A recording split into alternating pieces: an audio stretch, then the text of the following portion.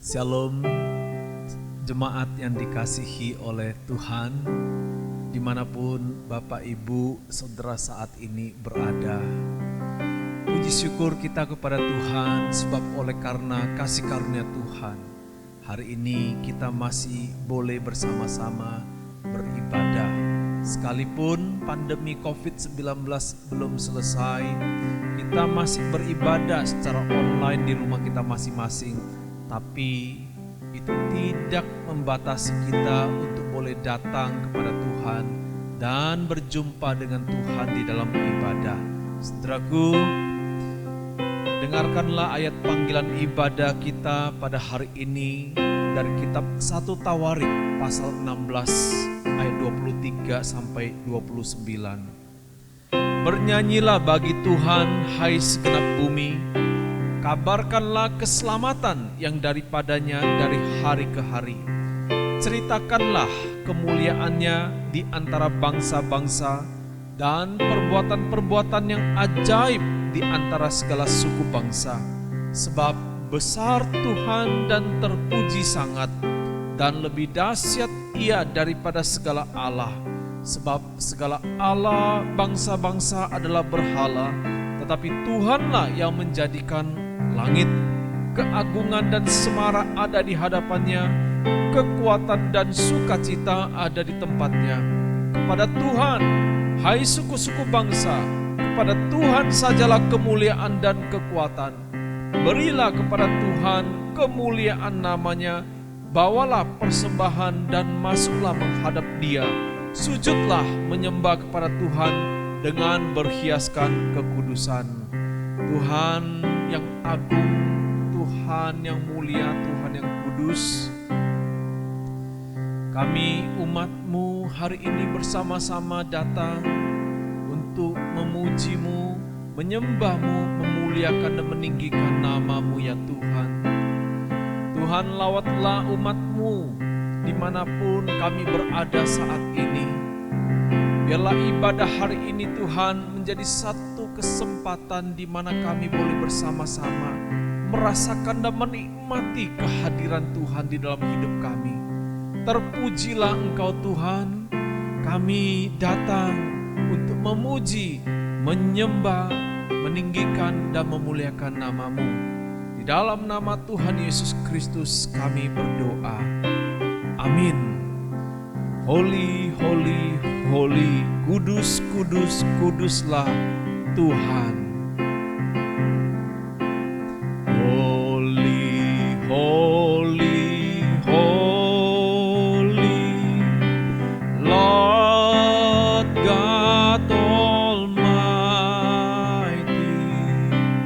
Early in the morning our songs shall rise to Thee.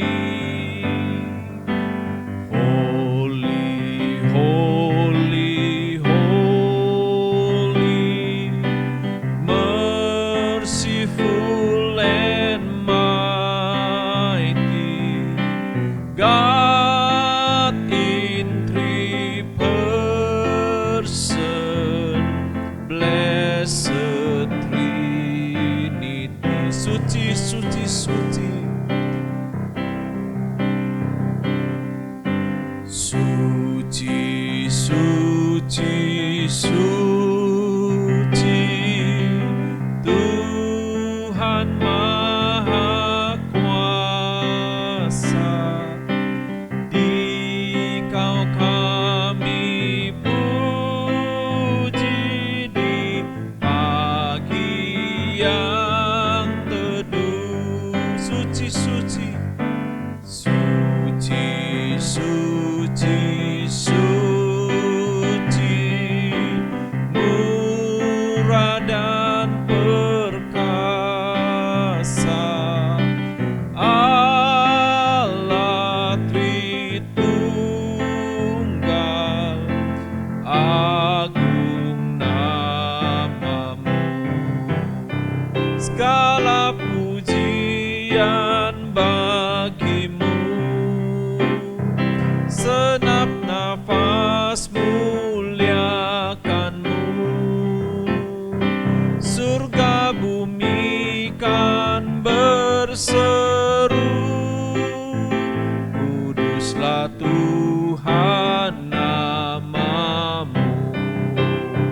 segala pujian bagimu.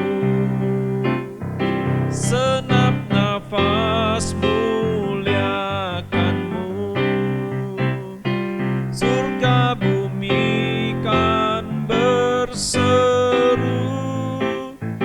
kuduslah Tuhan namamu, kuduslah Tuhan namamu.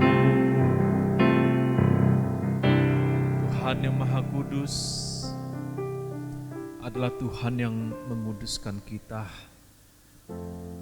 Kasih setianya sungguh begitu besar, begitu dalam bagi kita semuanya, umat yang telah ditebusnya. Saudaraku, bagaimana kasih Tuhan di dalam hidup kita? Apakah engkau sudah mengecapnya? Apakah engkau sudah melihatnya? Saudaraku, mari kita bersama-sama menyanyikan satu pujian, kecaplah dan lihatlah.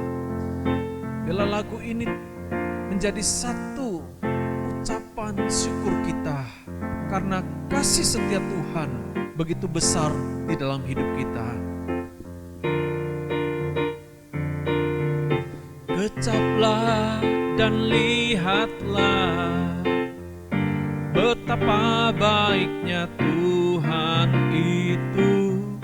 Rasakan dan nikmati kasih setia Tuhan. Kecaplah, kecaplah dan lihatlah betapa baiknya Tuhan itu.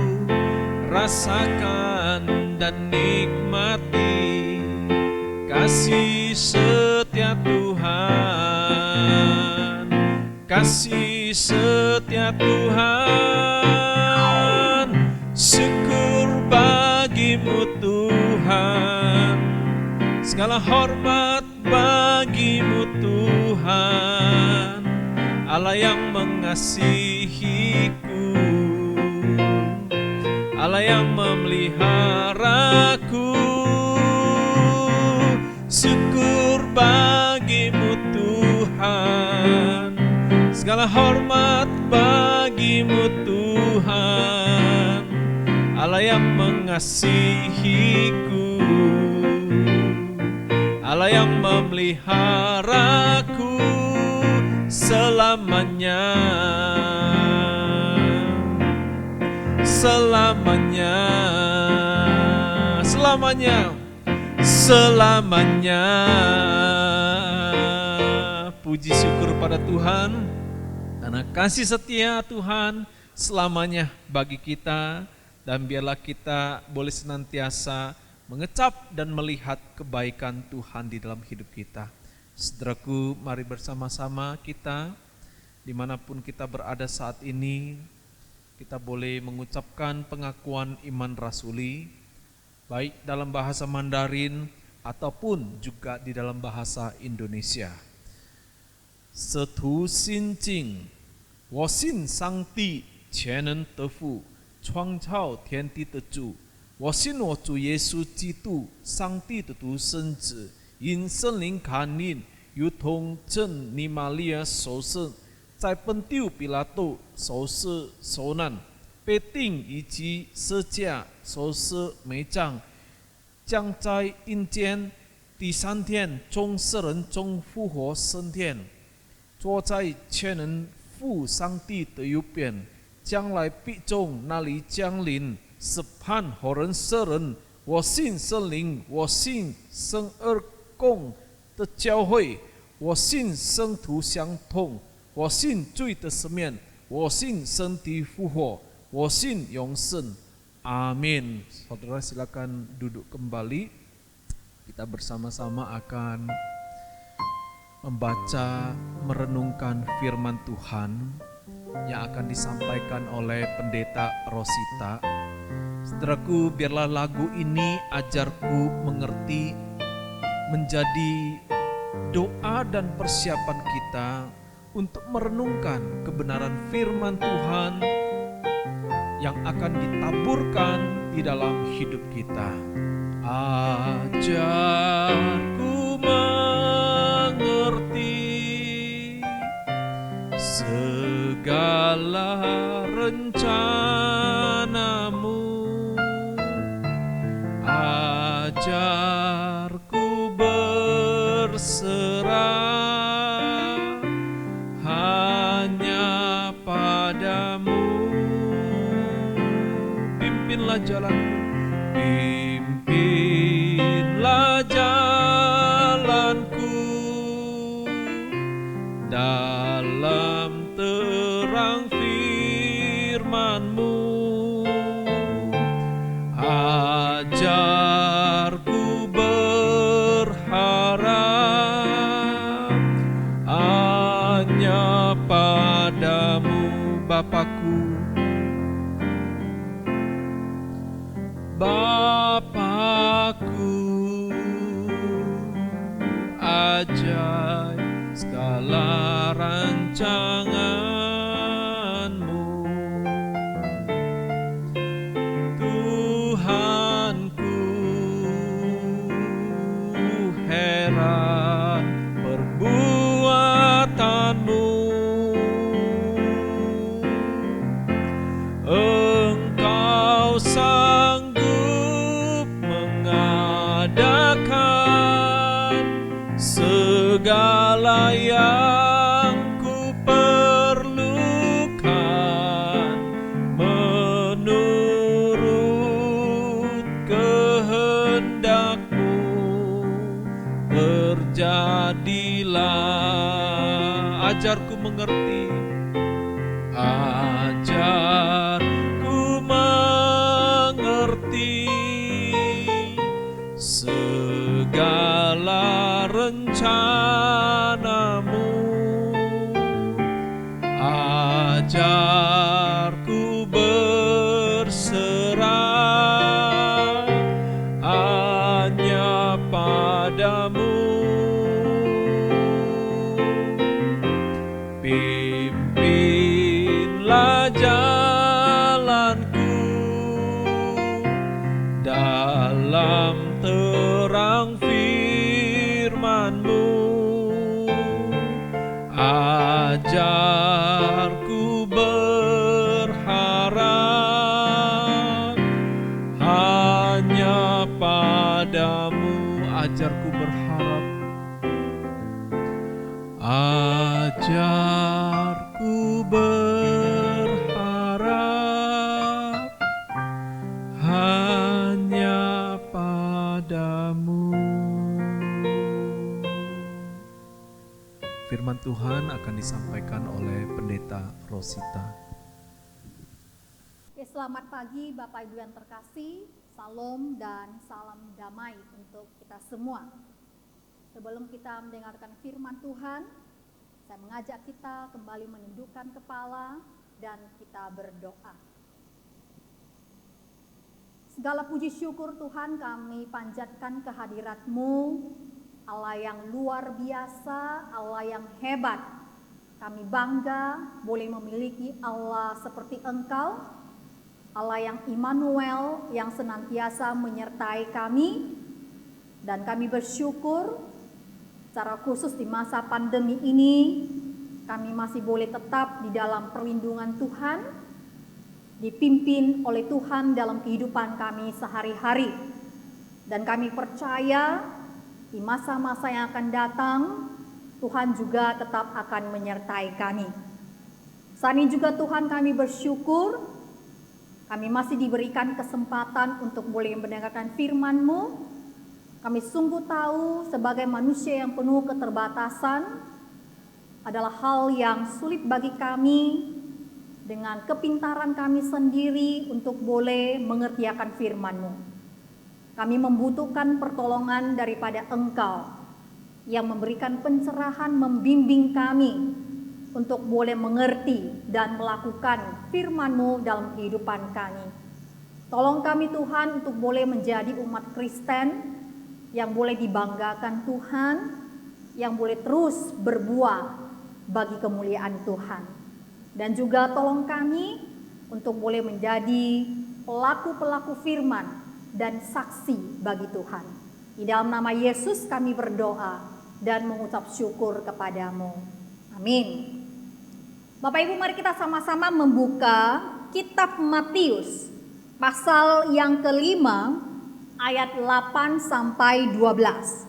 Matius pasal 5 ayat 8 sampai 12. Saya akan membacakannya bagi kita semua. Ayat yang ke-8. Berbahagialah orang yang suci hatinya, karena mereka akan melihat Allah. Berbahagialah orang yang membawa damai, karena mereka akan disebut anak-anak Allah. Berbahagialah orang yang dianiaya oleh sebab kebenaran, karena merekalah yang empunya kerajaan surga.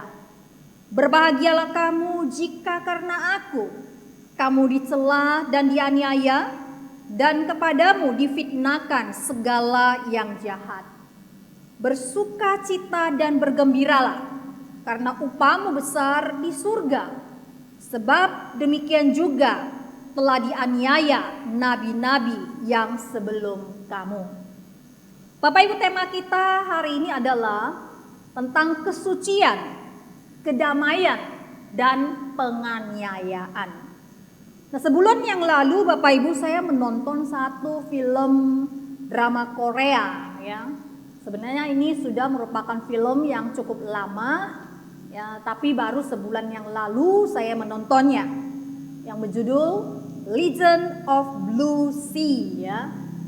Yang diperankan oleh aktor bernama Lee Min Ho yang cukup terkenal ya. Nah, dalam film ini Lee Min Ho berperan sebagai Jun Jae. Nah, salah satu kisah yang diceritakan dalam film ini adalah tentang masalah keluarga yang terjadi ya. Di mana kedua orang tua daripada Jun Jae ini bercerai. Sang ayah kemudian menikah dengan wanita yang lain. Dan Jun Jae yang masih kecil ini dibawa sang ayah tinggal bersama dengannya. Nah, ternyata ibu tiri daripada Jun Jae ini itu orang yang sangat jahat sekali. Ia menikah dengan sang ayah daripada Jun Jae. Ini bukan karena betul-betul mencintai sang ayah. Tujuan utamanya adalah ingin merampas harta yang dimiliki oleh sang ayah. Nah, sehingga ia mulai menyusun siasat di depan suaminya. Ia berpura-pura dengan sangat baik. Ia berusaha menunjukkan bahwa ia sangat menyayangi anak tirinya. Padahal di dalam hatinya, ia sangat membenci anak itu. Ia melakukan berbagai cara agar sang ayah ini mengabaikan anaknya. Bahkan membuat di antara ayah dan anak ini timbul begitu banyak kesalahpahaman. Dan akhirnya mereka konflik, cekcok. Akhirnya Jun Jae meninggalkan ayahnya dan tinggal di luar. Kemudian dikatakan bahwa si ibu tiri ini dia masih bokamuannya. Dia tetap melanjutkan siasatnya. Dia tidak ingin harta warisan ini jatuh ke tangan sang anak. Sehingga dia berusaha membunuh suami bahkan juga anak tirinya. Kemudian diceritakan bahwa di akhir cerita sang ayah ini akhirnya mengetahui kejahatan sang istri. Tetapi ini semua sudah sangat terlambat. Ia akhirnya mati diracun oleh istrinya. Dan Jun Jae kemudian juga hampir dibunuh oleh mama tiri ini. Tetapi rencana pembunuhan itu berhasil digagalkan dan ibu tiri ini kemudian ditangkap oleh polisi. Nah, saudara-saudari yang terkasih, ketika saya menonton film ini, saya langsung berpikir seperti ini. Ya. Bahwa di dalam film ini kita dapat melihat bahwa citra yang selama ini ditunjukkan oleh ibu tiri ini di depan suami maupun di depan orang lain itu sangat berbeda sekali dengan dirinya sendiri. Berbeda dengan dirinya yang sebenarnya. Di depan suami, di depan orang lain, dia memakai topeng. memakai topeng yang sangat indah. Dia berpura-pura baik, menyayangi anak tirinya. Tetapi sebenarnya di dalam hatinya itu penuh dengan keserakahan, penuh dengan kejahatan. Bahkan dia membenci anak tirinya, tidak benar-benar sayang. Kemudian saya berpikir Bapak Ibu, di dalam kehidupan kita sehari-hari, bukankah juga sering kita menjumpai orang-orang yang seperti ini? Orang-orang yang lebih mementingkan citra daripada integritas. Apa sih perbedaan citra dan integritas? Citra adalah suatu kesan yang kita berikan kepada orang lain tentang diri kita. Sedangkan integritas adalah realita diri kita yang sesungguhnya, yaitu apa yang kita pikirkan, apa yang kita katakan, dan apa yang kita lakukan itu sama semuanya. Sama dengan apa yang tersimpan di dalam hati kita. Bapak Ibu, Yesus berkata, "Berbahagialah orang yang suci hatinya, karena mereka akan melihat Allah." Mengapa Yesus berkata seperti itu? Karena Bapak Ibu, saat itu Yesus melihat kehidupan orang-orang Farisi dan ahli Taurat yang tidak beres. Mereka selalu menampilkan citra yang begitu rohani di depan publik, menampilkan betapa baiknya mereka. Tetapi Yesus tahu bahwa mereka itu penuh dengan kepura-puraan. Yesus tahu apa yang tersimpan di dalam hati mereka sebenarnya. Walaupun orang-orang Farisi, ahli Taurat, mereka kelihatan taat sekali kepada hukum Taurat. Mereka rajin berpuasa. Mereka selalu membayar perpuluhan dengan setia. Mereka berani menegur seseorang yang melanggar hukum Taurat, melanggar hukum Tuhan. Mereka rajin beribadah. Bahkan mereka dipuji-puji, selalu diagungkan oleh masyarakat yang ada pada saat itu. Mereka dianggap sebagai sosok yang patut diteladani saat itu. Mereka telah memberikan citra yang sangat baik sekali di depan orang lain. Tapi Bapak Ibu, mereka tidak bisa membohongi Yesus. Mereka tidak bisa mencegah Yesus untuk melihat apa sebenarnya yang ada di dalam hati mereka. Sebab itu Bapak Ibu, Yesus mengecam mereka, selalu menegur mereka.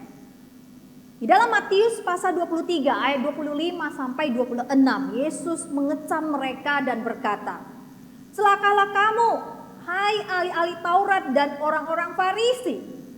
Hai kamu orang-orang munafik, sebab cawan dan pinggan kamu bersihkan sebelah luarnya, tetapi sebelah dalamnya penuh rampasan dan kerakusan.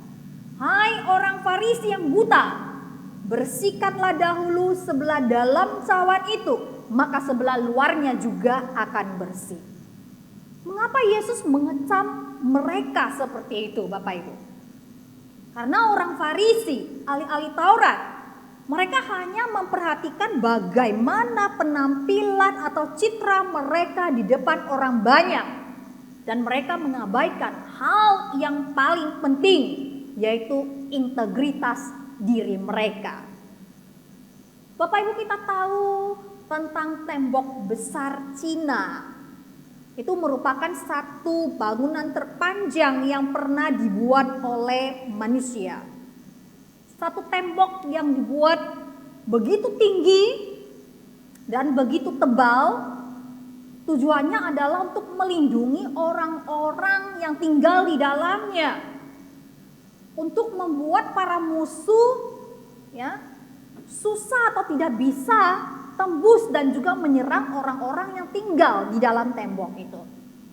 Tetapi kalau kita lihat Bapak Ibu, sepanjang sejarah, beberapa ratus tahun setelah tembok itu berdiri, orang-orang di sana telah diserang 3 kali. Ribuan musuh masuk tanpa merobohkan dan memanjat tembok. Bagaimana caranya Bapak Ibu? Mereka cuma masuk melalui pintu utama, yaitu dengan cara menyuap para penjaga pintu gerbang dengan uang dan dengan wanita-wanita yang cantik. Jadi bisa dilihat Bapak Ibu, tanpa adanya integritas para penjaga pintu utama itu, maka sekalipun tembok besar itu dibuat dengan begitu kuat, dengan luar biasa tebal dan tinggi, yang dipercaya mampu melindungi orang-orang di dalamnya, maka itu semua menjadi tidak ada gunanya kalau para penjaga itu tidak memiliki integritas diri yang baik. Dengan mudahnya mereka disuap, baik dengan uang maupun dengan wanita. Jadi percuma Bapak Ibu, tanpa integritas, maka semua itu menjadi tidak berarti apa-apa. Jadi integritas itu Bapak Ibu sangat penting sekali. Apalagi kita sebagai umat Kristen, ketika kita mengabarkan Injil kepada orang lain, maka orang lain akan melihat dulu diri kita, integritas kita sebagai orang Kristen. Kalau integritas kita baik, maka itu akan menjadi satu daya tarik yang luar biasa untuk orang lain menjadi percaya. Kalau integritas kita baik, maka itu akan lebih mudah bagi kita menarik orang lain percaya kepada Yesus. Tetapi kalau kita tidak memiliki integritas yang baik, hidup kita sendiri tidak beres, maka susah sekali menarik orang untuk percaya kepada Yesus. Jadi integritas inilah yang telah diabaikan oleh orang Farisi dan ahli-ahli Taurat pada saat itu. Karena integritas ada di dalam dan tidak terlihat oleh manusia. Jadi mereka saat itu berpikir bahwa mereka aman. Mereka pikir bahwa tidak ada seorang pun yang akan tahu diri mereka yang sebenarnya. Sehingga mereka bebas berpikir, ya, bebas memuaskan keinginan daging mereka. Mereka hidup di dalam kebohongan, penuh dengan kesombongan, penuh dengan kebencian, penuh dengan iri hati dan dengki. Inilah keadaan mereka pada saat itu. Mereka pikir aman, tidak ada yang tahu. Mereka menutupi keadaan diri mereka yang sebenarnya dari mata orang lain. Tetapi Bapak Ibu, mereka tidak mampu menutupinya dari mata Yesus. Yesus tahu apa yang ada di dalam hati mereka. Sebab itu Yesus mengecam mereka dan menyebut mereka sebagai orang-orang yang munafik. Yesus berkata, "Hai orang Farisi yang buta, bersihkanlah dahulu sebelah dalam cawan itu, maka sebelah luarnya juga akan bersih." Yesus menyebut mereka sebagai orang yang buta karena mereka tidak pernah bercermin, mereka tidak pernah introspeksi diri. Sebab itu Yesus katakan, bersihkan dulu apa yang ada di dalam pikiran, di dalam hatimu. Bersihkan dulu apa yang ada di dalam hatimu, yang tidak kelihatan oleh orang lain.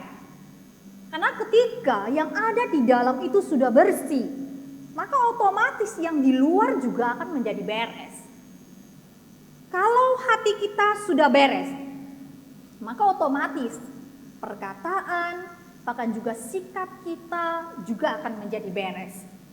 Jadi bagi Tuhan Bapak Ibu, hati kita itu merupakan standar ukuran daripada pelayanan kita, daripada hidup kita. Sebab itu Yesus berkata, berbahagialah orang yang suci hatinya, karena mereka akan melihat Allah. Siapakah orang yang suci?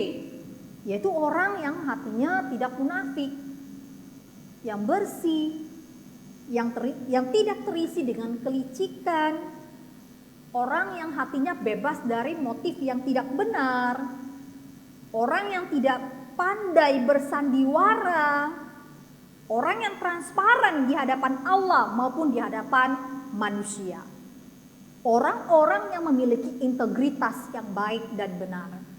Orang-orang seperti inilah yang disebut Tuhan berbahagia, karena ia akan diberkati oleh Allah. Yang kedua, Bapak Ibu, dikatakan bahwa berbahagialah orang yang membawa damai, karena mereka akan disebut anak-anak Allah. Saudara, saya yakin kita semua tahu satu hewan yang bernama landak. Ya, landak kita tahu tubuhnya penuh dengan duri. Ya. Jadi kalau misalnya musuh datang menyerang, maka dia akan segera berubah seperti bola. Ya, bola penuh dengan duri-durinya, ya, yang berfungsi untuk melindungi dirinya. Ya. Jadi kalau musuh datang, segera ini jadi seperti bola penuh dengan duri. Siapa yang menyentuhnya akan terluka, tertusuk oleh duri-duri tersebut.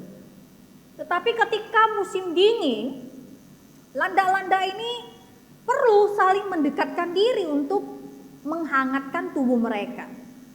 Tetapi yang jadi persoalan adalah ketika mereka saling mendekat, maka mereka akan saling menyakiti, karena duri-duri itu akan saling nusuk, ya, saling menyakiti. Tapi kalau terpisah, maka mereka akan menjadi kedinginan. Saudara, kalau kita pikir, bukankah ini juga sering terjadi di dalam kehidupan manusia? Ketika kita seorang diri, maka manusia akan merasa kesepian.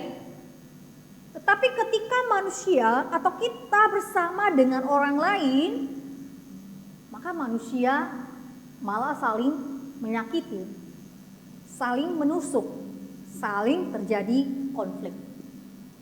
Bapak Ibu, ada sebuah fabel yang bercerita tentang seekor ayam, tikus, dan kelinci. Mereka hidup dengan bahagia dan puas di dalam satu rumah. Mereka bekerja sama, membagi pekerjaan. Kelinci tugasnya memasak makanan. Ayam mencari kayu bakar. Tikus mencari air di sebuah sungai kecil. Masing-masing melakukan tugasnya dengan setia. Tapi pada suatu hari, ketika si ayam sedang pergi ke hutan mencari kayu bakar, seekor gagak yang kepo, ya, kepo dia ini, yang suka mengurus urusan orang lain. Dia datang, dia dekati si ayam ini. Kemudian dia katakan kepada si ayam, "Ayam, kamu bego banget deh. Apakah kamu tidak tahu bahwa teman-temanmu itu sedang memanfaatkan kamu? Coba kamu perhatikan, di antara mereka, pekerjaan kamu sebenarnya yang paling berat. Jadi kamu sedang dimanfaatkan."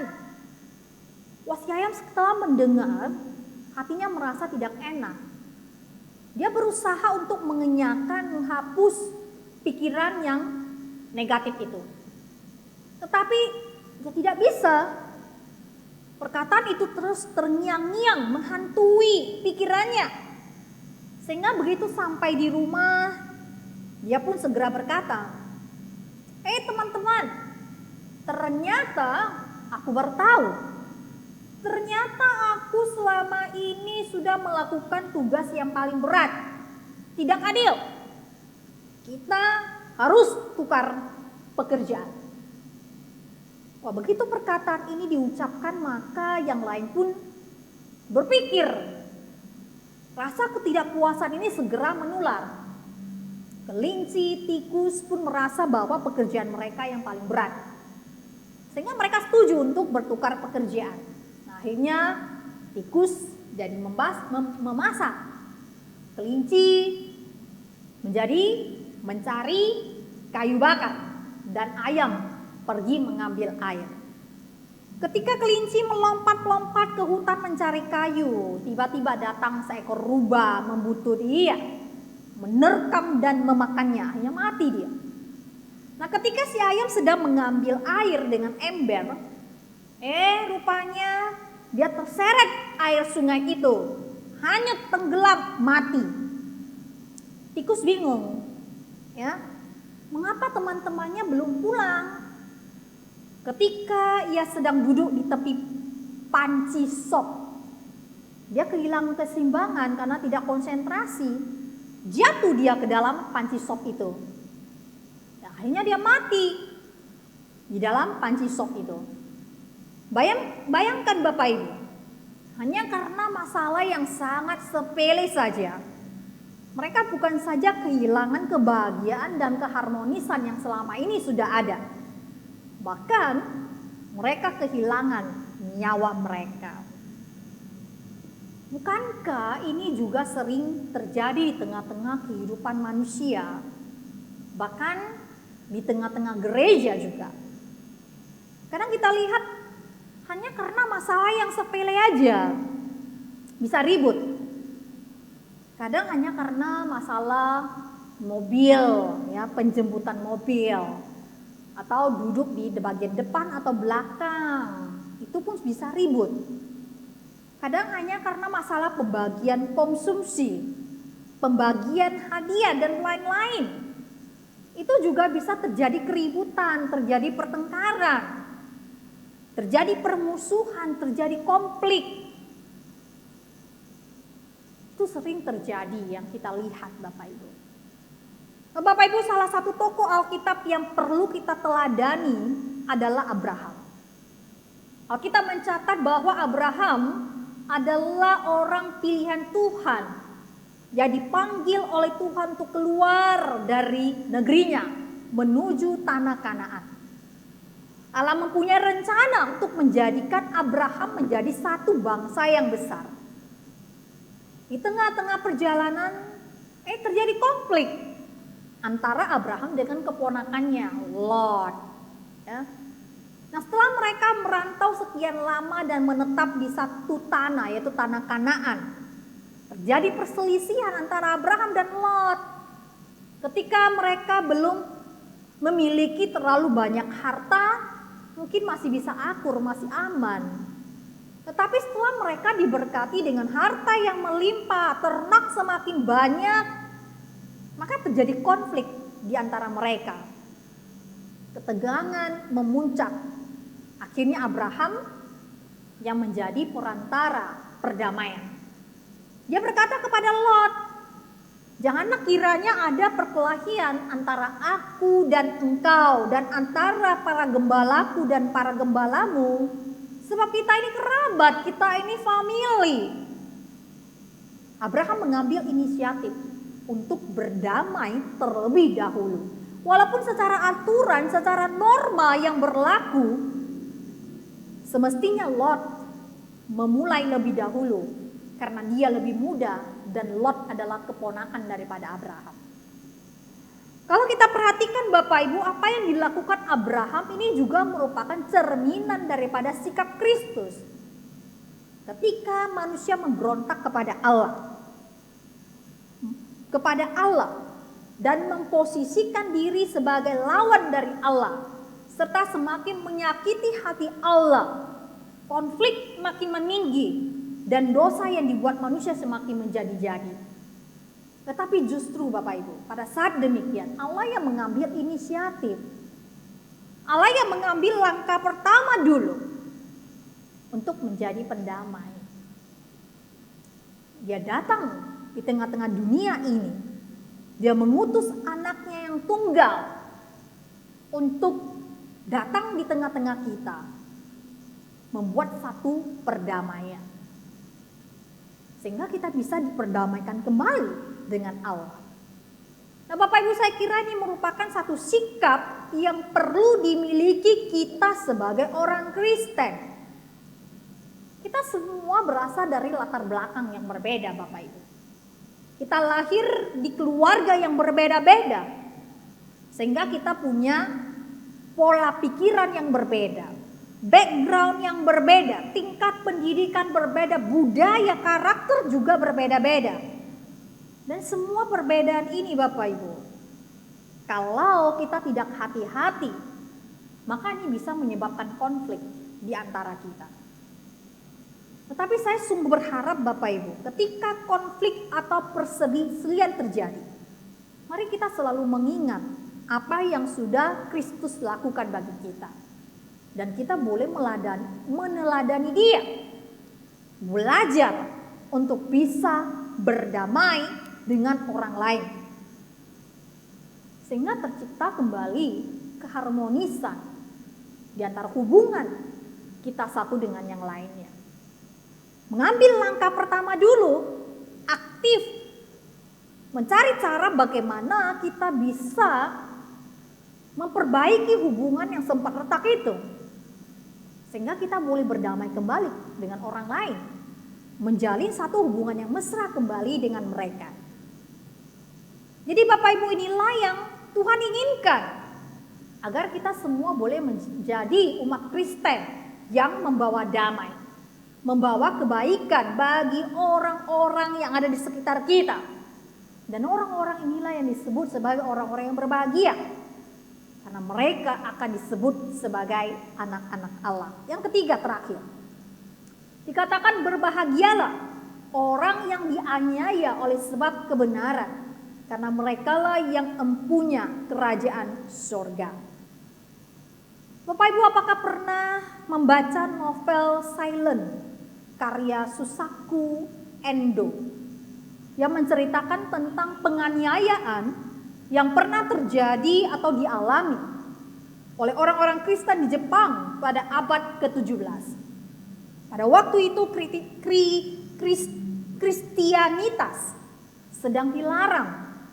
Siapa yang mengaku Kristen maka ia akan diburu, ia akan dianiaya, ia akan disiksa dengan berat.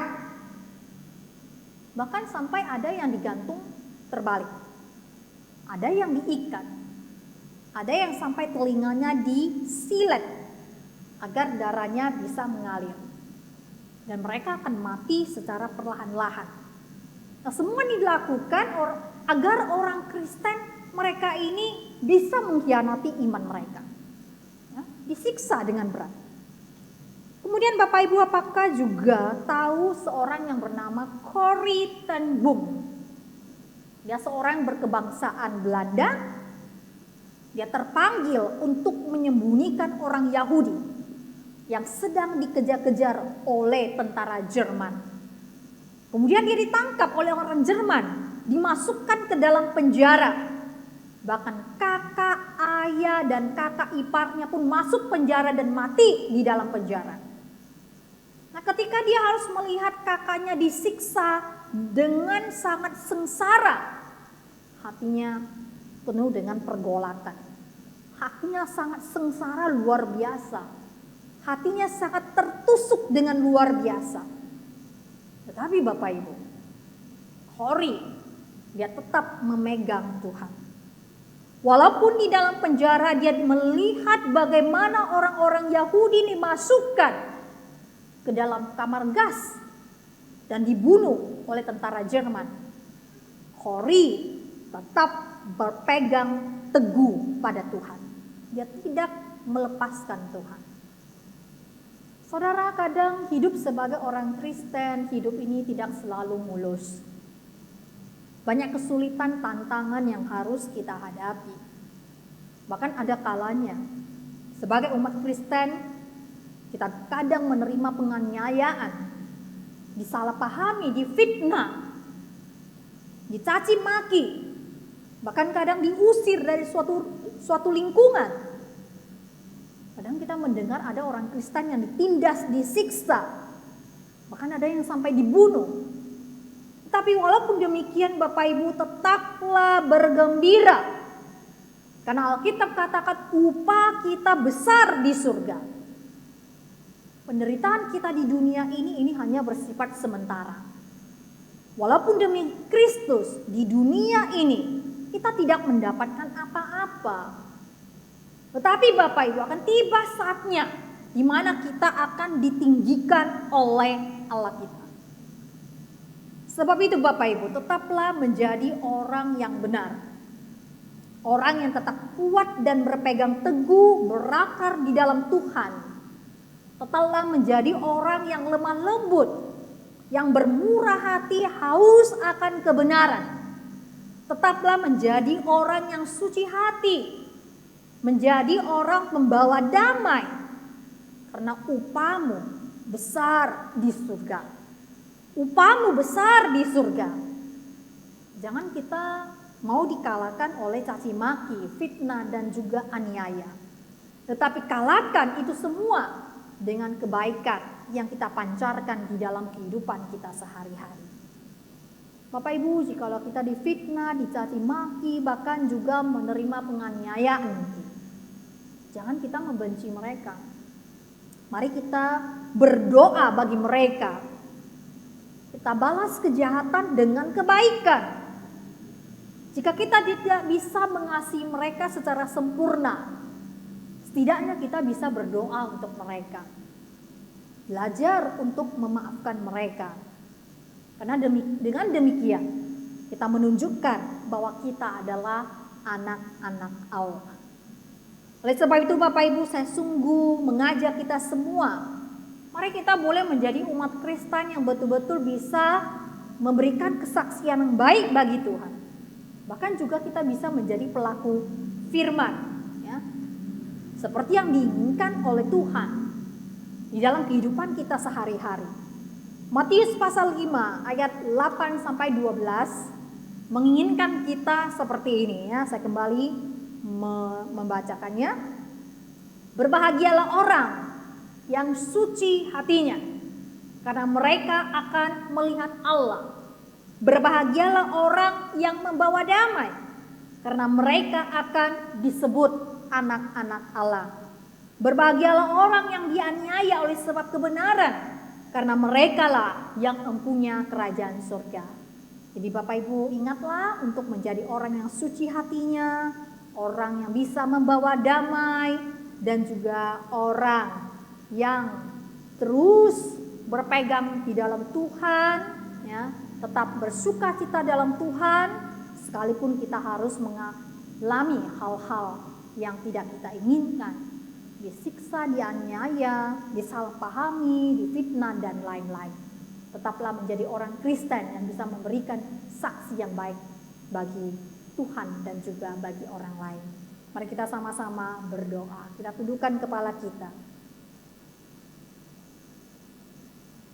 Bapa, kami sungguh bersyukur buat firman-Mu pada hari ini yang kembali mengingatkan kami untuk boleh senantiasa memberikan kesaksian yang baik bagi kemuliaan Tuhan, karena itulah yang Engkau inginkan di dalam kehidupan kami.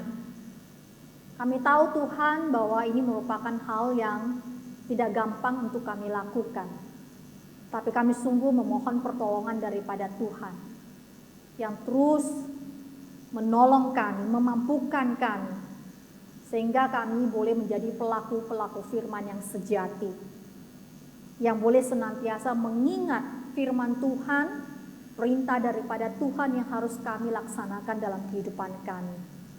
Tolong kami Tuhan untuk mampu menjadi orang yang memiliki hati yang suci, yang transparan di hadapan Tuhan maupun di hadapan manusia, yang tidak memiliki motif-motif yang tidak benar, memiliki hati yang baik, yang memiliki integritas yang baik, sehingga ini merupakan satu hal yang baik yang dipandang orang, dan lebih gampang bagi kami untuk boleh menarik orang percaya kepada Engkau.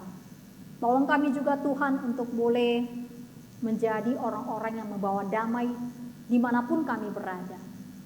Sekalipun konflik terjadi, tetapi Tuhan mampukan kami untuk boleh mengambil langkah pertama, berinisiatif terlebih dahulu mencari cara bagaimana untuk boleh berdamai kembali kepada orang lain. Kembali memperbaiki hubungan yang ada. Kembali menjalin satu hubungan yang akrab dengan orang-orang sekitar kami. Ajari kami juga Tuhan untuk boleh tetap teguh di dalam iman kami. Apapun yang terjadi, biarlah kami boleh tetap kokoh di dalam Engkau, hidup di dalam kebenaran. Tidak meninggalkan Tuhan, bahkan juga tidak meragukan kasih-Mu, tidak meragukan pimpinan-Mu sekalipun banyak kesalahpahaman, fitnah, aniaya, bahkan juga hal-hal yang tidak kami ingini terjadi dalam hidup kami. Biarlah kami boleh tetap hidup dengan penuh keimanan bahwa Tuhan senantiasa memimpin dan juga menyertai kami. Terima kasih Bapak Yesus, kami serahkan hidup kami tetap di dalam pimpinan Tuhan. Jaga kami, lindungi kami, bahkan juga tetap memberikan kesehatan kepada kami. Di dalam nama Yesus kami berdoa dan ucap syukur kepadamu. Amin.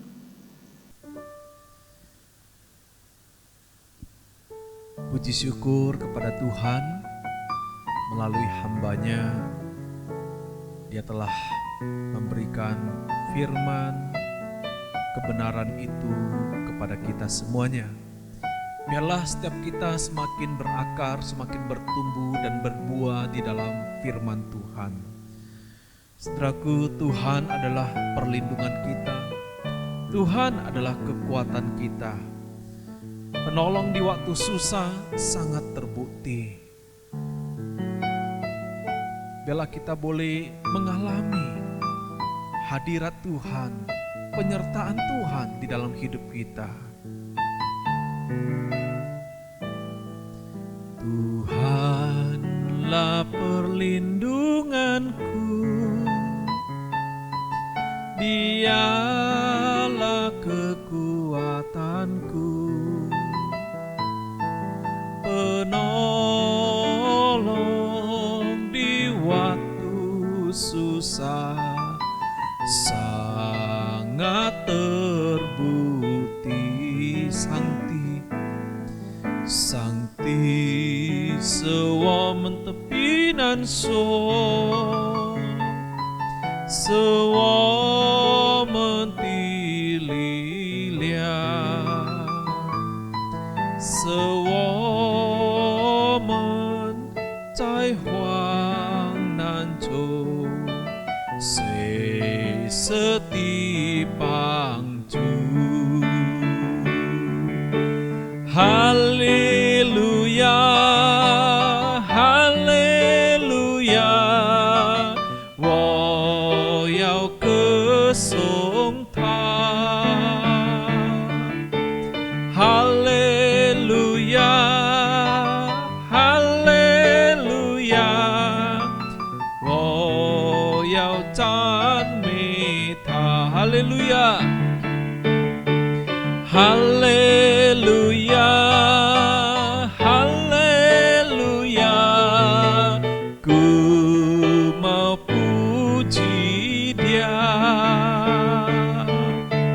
Haleluya, haleluya, ku mau sembah Dia.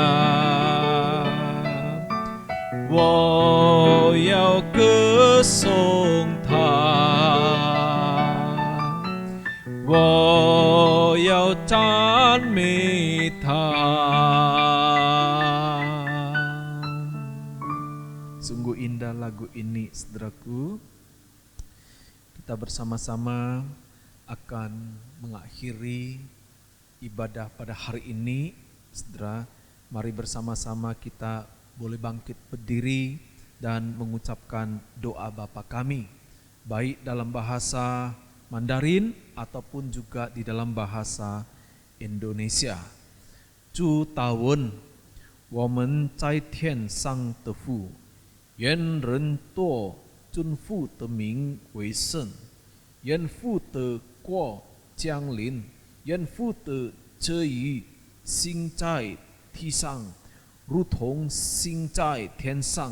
我们日用的一食，今日赐给我们，赦免我们的罪，如同我们赦免的罪我们的人，不叫我们却一天试探，拯救我们脱离凶恶，因国度、权柄、荣耀，全是不得，直到永远。阿min。 Bapak Ibu, mari kita terima berkat daripada Tuhan. 愿我主耶稣基督的恩惠、上帝的慈爱、圣灵的感动与交通，常与你们同在，从今时直到永永远远。Kiranya kasih karunia daripada Yesus Kristus, anugerah dan kasih sayang dari Allah Bapa, pimpinan daripada Roh Kudus, itulah yang menyertai kalian mulai saat ini sampai selama-lamanya. Amin. Saudaraku, Mari kita bersama-sama menyanyikan lagu doksologi. Bapa terima kasih, Bapa terima kasih, Bapa di dalam surga, ku berterima kasih.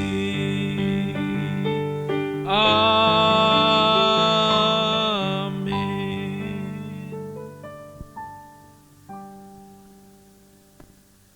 Bapak Ibu, sekali lagi selamat siang, salam dan juga salam sehat kepada kita semua. Kiranya kita boleh terus ada di dalam pimpinan Tuhan, di dalam penyertaan Tuhan ya. Jadi dimanapun Bapak Ibu berada, biarlah Tuhan senantiasa menyertai Bapak Ibu. Bapak Ibu, ada beberapa pengumuman yang mau saya sampaikan. Yang pertama yaitu ya, pada bulan 12 tanggal 3 nanti kembali kita akan mengadakan satu webinar dengan tema tradisi Tionghoa dan iman kekristenan. Jadi ingat ya, tanggal 3 bulan 12. Ya, saya sungguh berharap Bapak Ibu semua bisa mengikuti webinar ini ya. Nanti linknya akan dibagikan melalui grup WA ya. Tanggal dan juga waktu pembicara semuanya Bapak Ibu bisa melihatnya nanti di grup WA kita ya, akan diedarkan nanti.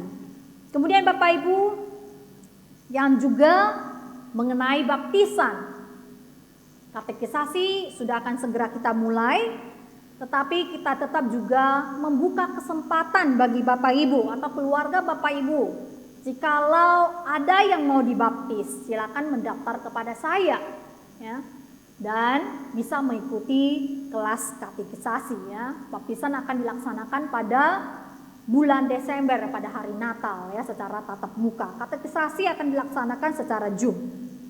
Kemudian Bapak Ibu, kita juga akan membuka kelas PA yang akan dimulai pada bulan Januari.